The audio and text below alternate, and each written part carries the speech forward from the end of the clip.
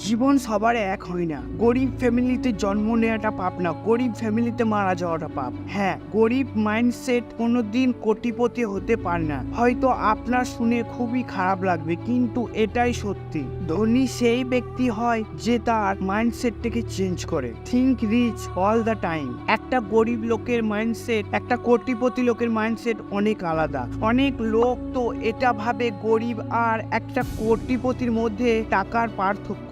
এটা খুবই ভুল ধারণা। ধরে নিন একটা গরিব মাইন্ডসেট লোকে 1 কোটি টাকা দেয়া হলো আর একটা কোটিপতি মাইন্ডসেট লোকে 1 কোটি টাকা দেয়া হলো, তাহলে কি হবে? একটা গরিব মাইন্ডসেট লোক সে তার ইচ্ছা পূরণ করবে, সে তার শহরের মধ্যে সব থেকে বড় একটা বাড়ি করবে, আর সে সব থেকে একটা ভালো গাড়ি কিনবে, আর সে ভালো ভালো জামা কাপড় কিনবে, বড় বড় রেস্টুরেন্টে ফ্যামিলিকে নিয়ে খাবার খেতে যাবে। এখানেই 1 কোটি টাকা 1 মাসের মধ্যে খরচ করে দেবে।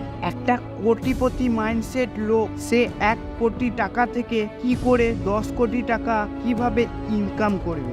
সে তার পুরনো বাড়িতে থাকবে, সে বাসে ট্রাভেল করবে, সে টাকার পেছনে দৌড়াবে না, টাকাকে তার পেছনে দৌড়াতে বাধ্য করবে। সে 1 কোটি টাকা নিয়ে বিজনেস করবে এন্ড তাকে 10 কোটিতে নিয়ে যাবে। একটা কোটিপতি মাইন্ডসেট লোক কোনোদিন টাকার জন্য কাজ করে না, সে কাজ করে তার কাজ থেকে টাকা ইনকাম কিভাবে করবে, তার জন্য সে তার টাকাকে ভেবেচিন্তে ইনভেস্ট করে বিজনেসের জন্য।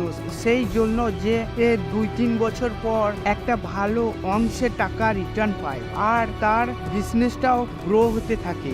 আর একটা গরিব মাইন্ডসেট লোক সে পরিশ্রম করতে প্রচন্ড পছন্দ করে। সে এটাই ভাবে যে যত পরিশ্রম করব ততই তাড়াতাড়ি কোটিপতি হব, কিন্তু এটা সম্পূর্ণ ভুল ধারণা। তাই সে গরিবই থেকে যায়। একটা গরিব লোক তার ঘাড় থেকে পা অবধি অংশটা ইউজ করে থাকে কাজের জন্য, আর একটা কোটিপতি মাইন্ডসেট লোক সে তার ঘাড় থেকে মাথার অংশটা বেশি ইউজ করে থাকে। আর একটা কোটিপতি লোক সে তার টাইম নষ্ট না করে নতুন নতুন জিনিস শিখতে পছন্দ করে, শিখে তার আগে পৌঁছানোর জন্য অনেক সুবিধা হয়। আর একটা গরিব লোক বিশ্বাস করে না যে নতুন নতুন জিনিস শিখে আমাদের আগে পৌঁছাতে সুবিধা হয়। সে এটা ভাবে যে যত পরিশ্রম করব ততই তাড়াতাড়ি কোটিপতি হব, কিন্তু